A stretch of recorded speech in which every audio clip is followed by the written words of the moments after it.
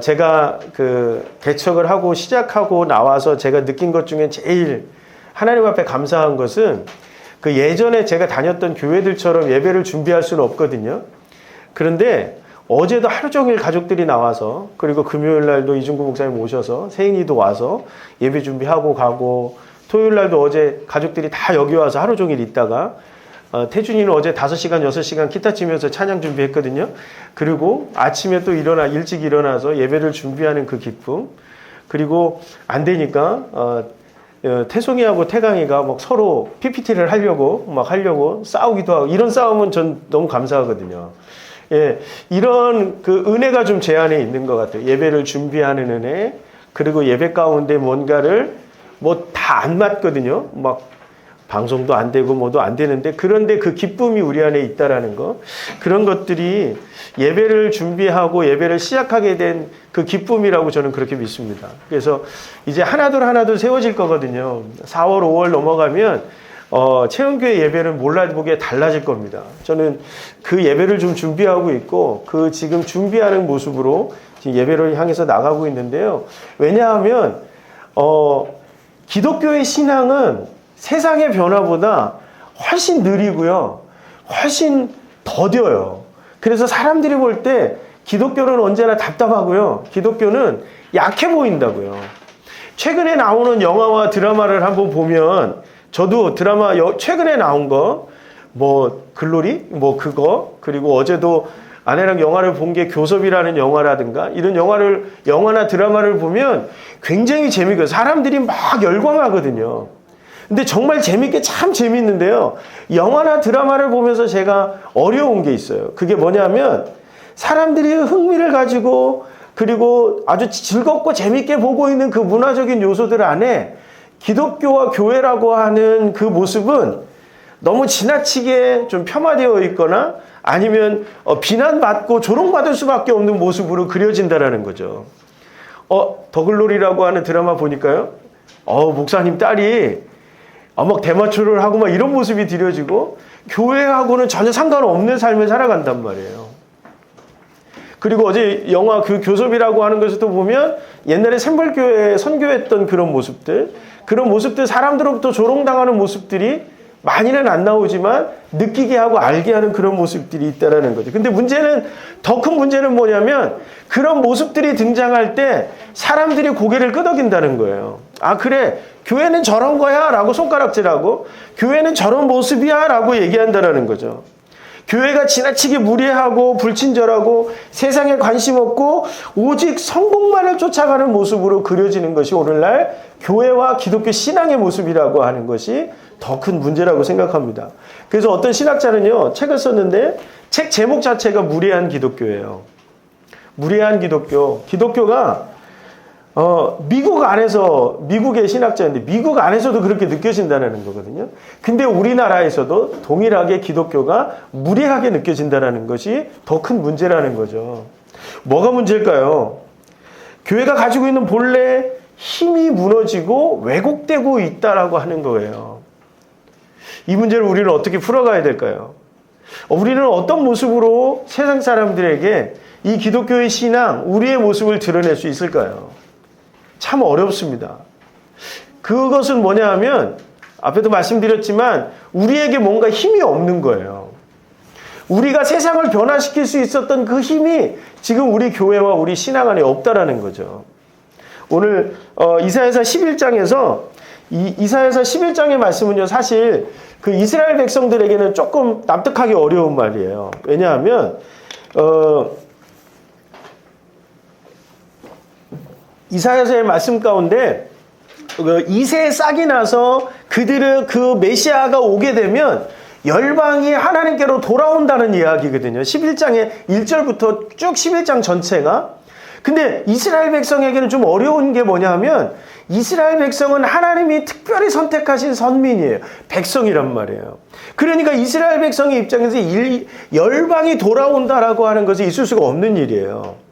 열방은 어떻게 해야 돼요? 정복해야 되는 대상이지 돌아오는 대상이 아니란 말이에요. 근데 메시아가 오면 열방이 돌아온대요. 돌아오지 않는 자들을 하나님이 어떤 방법을 동원해서 이스라엘 백성이 정복하는 것이 아니라 하나님이 그들을 굴복시키신다라고 얘기하시는 거거든요. 그래서 어디로요? 하나님께로 돌아오게 하겠다라고 얘기하는 거예요. 이스라엘 백성들은 메시아를 어떻게 받아들이고 있었느냐면 이게 다윗과 솔로몬 때와 같은 영광을 보여주는 그런 힘을 가진 군주로서 받아들였다고요. 그러니까 이스라엘 백성들이 기대하고 있는 메시아는 정말 우리가 생각하고 있는 그런 그죠? 우리나라를 번영하게 하고 우리나라를 거대하게 만들고 그래서 일본이나 이런 나라들한테 정말 꿀리지 않게 만들 수 있는 그런 사람, 그런 지도자, 그런 사람을 이스라엘 백성들은 원했다라는 거죠. 근데 오늘 이사야서 11장 10절에서 16절에 나오는 그 메시아가 만들어갈 세상은 그런 세상이 아니에요. 어떤 세상이에요? 열방을 품는 거예요. 메시아가 오면, 예수 그리스도가 오면 이제 열방을 누구에게로 돌아오게 만드는 사명이 있다고요? 하나님께로 돌아오게 만드는 사명이 있다라는 거죠. 근데 이런 관점이 누구에게도 있었냐면 예수님의 제자들에게도 똑같이 있었다라는 거예요. 예수님이 막 기적을 행하고 능력을 행하셨을 때 이스라엘 백성도 그걸 기대했어요. 아, 이제 우리가 로마의 식민지에서 벗어날 거라고. 아, 이제 우리가 이게 아주 연약했던 민족이었는데 이제는 다윗처럼 솔로몬의 때처럼 우리가 부강한 나라가 될 거라고, 그런 민족이 될 거라고 생각했다라는 거죠. 그러니까 어떻게 해요? 예수님이 그런 모습을 보이지 않으니까 은삼십냥에 팔아버리는 거예요. 왜? 자기들의 기대감을 예수님이 충족시켜주지 못하는 거죠. 여러분 어떻습니까? 이 제자들은 예수님을 그냥 그렇게만 봤거든요.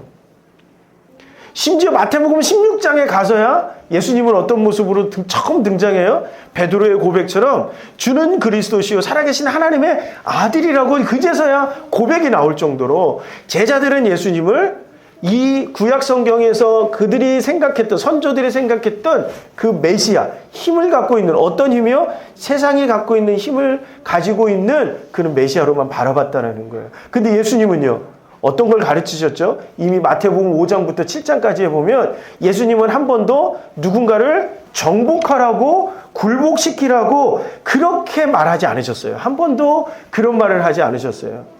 전혀 다른 얘기를 하시죠. 어떤 얘기를 해요? 내 원수를 내 몸과 같이 사랑하라고 얘기하세요. 여러분 그게 이해가 되십니까? 그게 이해가 안 되죠. 예수님은 세상을 치시는 분이 아니라 어떤 분이세요? 세상을 변화시키러 오신 분이에요. 어떻게 변화시켜요? 나를 쳐서 세상을 변화시키는 거예요. 십자가로 왜 가세요? 십자가에서 왜 죽으시죠? 내가 죽어야 누군가가 변화되기 때문에 그래요. 그게 예수님의 가르침이었는데 더 놀라운 것은 예수님의 그 가르침과 말씀이 힘이 되더라는 거예요. 원수를 사랑하라고 하는 것. 그 사랑할 때 사람이 바뀌더라는 거예요. 용서를 하는데 어떻게 용서하라고요? 70번씩 7번이라도 용서하라고 얘기하잖아요. 가난한 사람을 보면 어떻게 하라고요? 겉옷뿐만 아니라 속옷까지 내어주라고 얘기해요. 이쪽 뺨 맞으면 어떻게 하라고요? 가능하세요? 저쪽 뺨을 내주는 게 가능하세요? 저는 이거 한번 중학교 1학년 때 해봤다가 너무 분해가지고 한 달을 제가 그 친구 얼굴을 본 적이 없어요. 그리고 성경에 어떻게 이런 말씀이 기록되어 있을까 고민했던 적도 있어요. 그만큼 어려운 거예요. 그런데 초대교회 성도들은, 그리고 사도들은 어떻게 해요? 그 모습을 보여준다고요. 예수님의 말씀을 따르는 사람들, 성령의 충만함을 입으니까 예수님처럼 닮아가더라는 거예요. 예수님처럼 닮아간다라는 건 뭐예요? 사랑할 수 있는 힘이 내 안에 충만해지는 거예요. 용서할 수 있는 힘이 내 안에 충만해지는 거예요. 관용할 수 있는 힘이 내 안에 충만해지는 거예요. 어떤 고난과 고통도 이길 수 있는 인내의 힘이 내 안에 충만해지는 거예요. 그러니까 어떻게 돼요? 사람을 감동시키더라는 거예요. 사도행전 7장에 보니까 스데반이 자기 복음을 전하다가 죽어요. 자기를 돌로 친단 말이에요, 사람들이. 근데 어떤 모습이죠? 같이 돌을 던지나요? 소위 말하는 맞짱을 뜨나요? 아니잖아요. 어떻게 해요? 용서한다고요. 그들을 위해, 영혼을 위해 기도한다고요. 그랬을 때 어떤 역사가 나타나요? 그 광경을 못 걷겠던 한 사람, 사울이 바울이 되는 역사가 나타나더라는 거예요. 스데반이 그 힘을 보여줬을 때 한 영혼이 바뀌고, 바울이 예수 그리스도를 통해서 변화되었을 때 이방이 바뀌고 로마가 변화되어지는 역사가 나타나더라는 거죠. 로마가 변화되어지는데 313년이 걸렸습니다. 313년 밀라노 칙령으로 기독교를 공인하거든요. 그런데 그 직전까지 로마는 어떤 사회였어요? 기독교를 핍박하던 사회였어요. 기독교를 핍박했다라고 하는 것은 어떤 거예요? 잔인하게 죽였다는 거거든요. 그런데 사람들은 죽일 때마다 로마 사회 사람들이 변화되고 감동을 받아요. 왜요? 자기를 죽이는데 그 사람들을 향해서 기도하고 자기를 죽이는데 그 사람들을 그 고통 가운데서 찬송을 부르고 기뻐한다고요. 자기는 절망스러운데 오히려 하나님을 바라보며 기뻐하고 감사할 수 있다고요. 그러니까 로마 사람들이 보고 뭐라고 그러는 거예요? 너무나 대단한 거예요. 자기들의 삶 속에서는 로마의 사회 안에서는 이런 걸 볼 수가 없는 거예요. 또 한 가지 어떤 거냐면 이 사람들이 예수 믿는 사람들은요 대단히 가난한 사람들이 예수를 믿었거든요. 처음에는요. 빌레몬서에 나오는 오네시모라고 하는 사람은 노예였습니다. 근데 그 사람이 예수를 믿었어요. 예수를 믿으니까 어떻게 됐어요? 도덕적인 사람으로 윤리적인 사람으로 바뀌는 거예요. 윤리적이라고 하는 것은 어떤 거예요? 남을 존중해 주는 사람이에요. 자기를 핍박하는 그 주인을 어떻게 위해서 축복하고 기도하는 사람이 되는 거예요. 예수를 믿는 그 그리스 로마 철학에서는요, 어떤 사람이 가장 현자라고 불려지느냐면, 가장 위대한 사람으로 불려지냐면, 도덕적인 인간이 가장 위대한 사람으로 불려졌어요. 그런데 한 번도 지식을 배우지 않고 철학을 배우지 않았던 노예와 같은 사람들, 여자들, 그리고 가난한 농부들, 어부들이 예수를 믿고 났는데 어떻게 해요? 자기들이 지식의 가장 높은 꼭대기에 있다고 생각하는 것을 그리스도인들은 가지게 되더라는 거예요. 그러니까 어떻게 해요? 감동을 받는 거예요. 그리고 그 신념을 위해서 소크라테스가 자기 신념 때문에 죽잖아요. 그것처럼 그리스도인들이 장렬하게 죽더라는 거예요. 어떤 모습으로? 두려움과 공포 가운데 죽는 것이 아니라 기쁨과 감사 가운데 죽는 거예요. 그러니까 어떻게 해요? 놀라운 감동이 그들 안에 있는 거예요. 그러니까 로마 사람들이 기독교를 받아들이기 시작하고 복음으로 받아들이기 시작했대. 313년에 기독교를 공인하는 거죠. 기독교의 신앙이 어떤 힘이?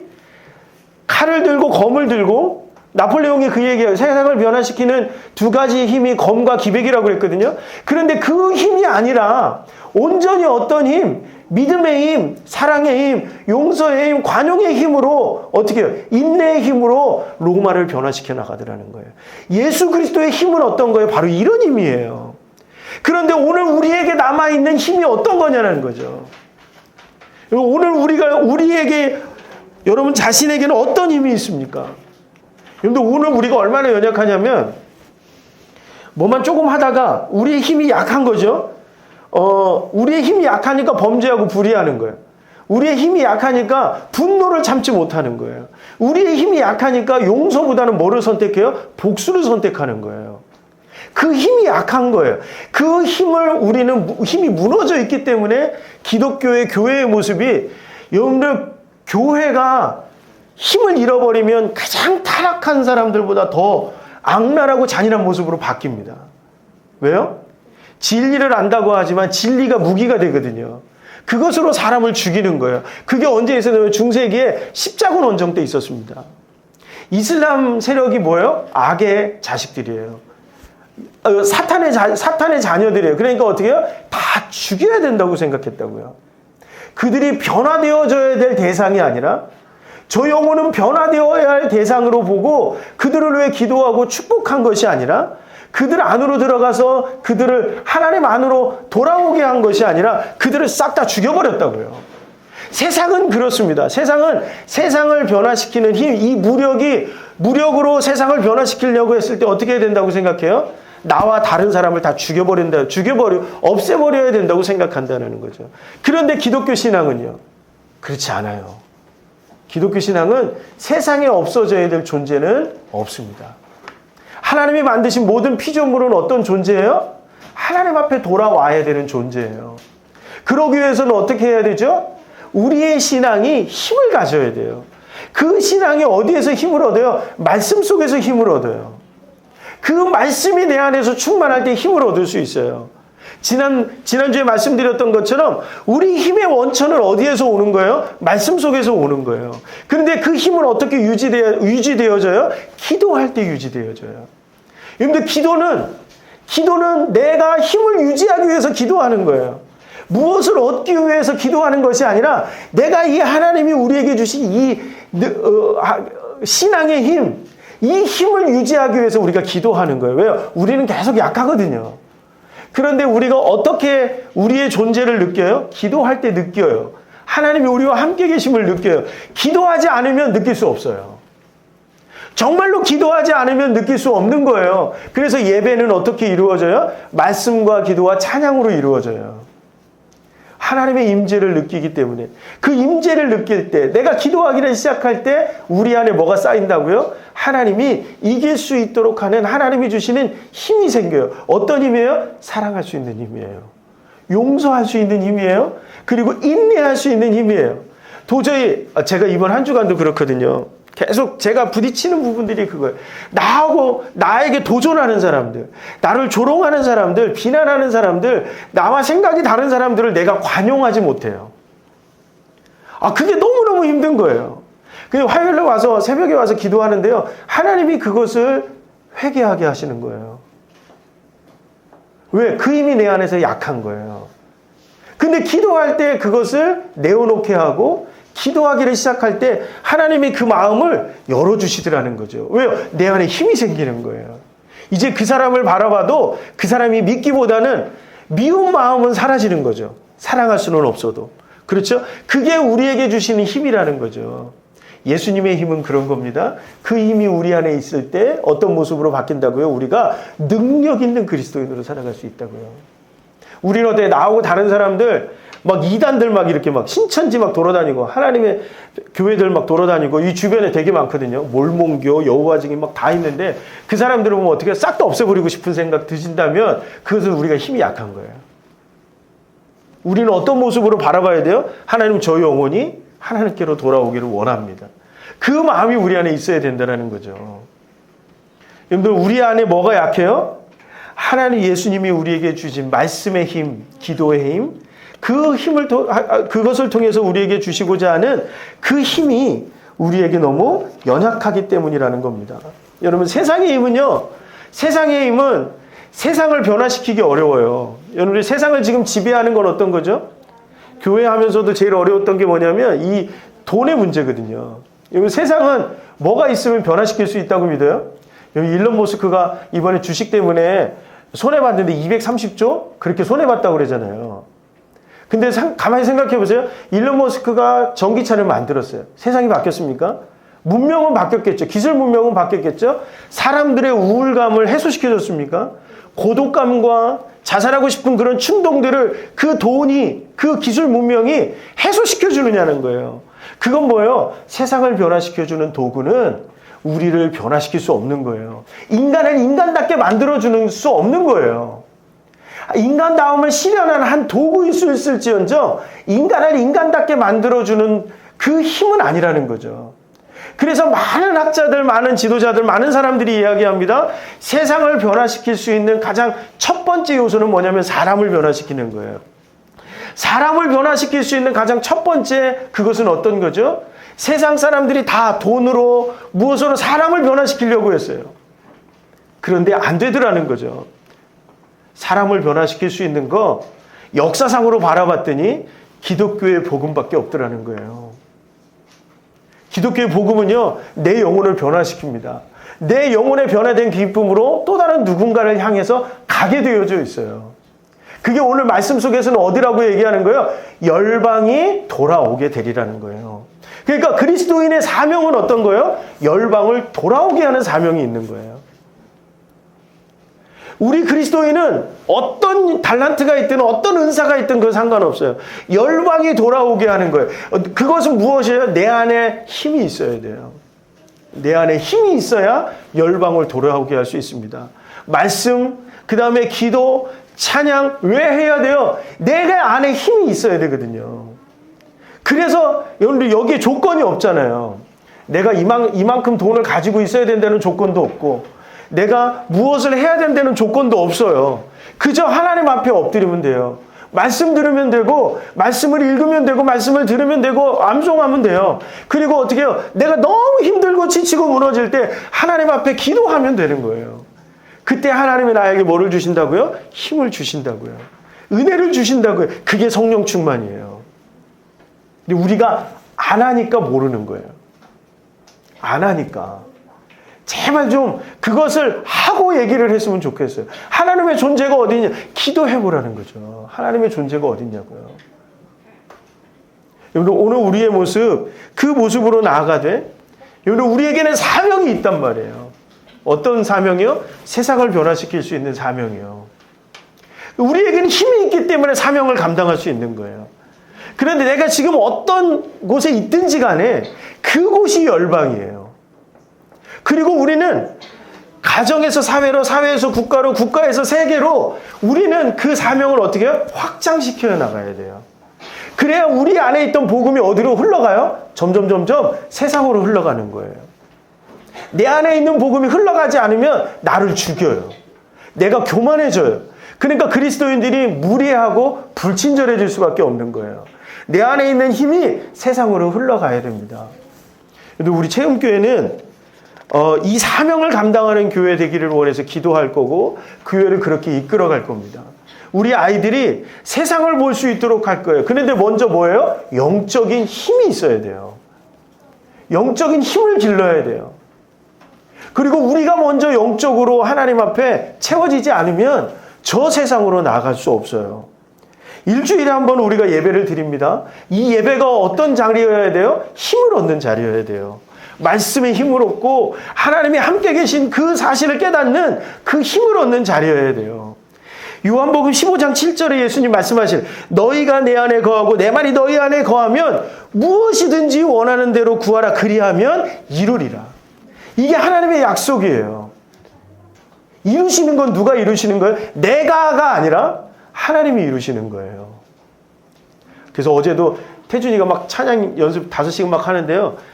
막 걱정해요. 뭐 어떻게 해야 될지 모르겠다 그러고, 뭐 할아버지도 온다 그러고, 큰아빠도 온다 그러고, 막 온다 그러니까 막 혼자 걱정을 해요. 그래서 제가 그 얘기를 했어요. 잘하려고 하지 말고 하나님 앞에서 진실함으로 하는 거예요.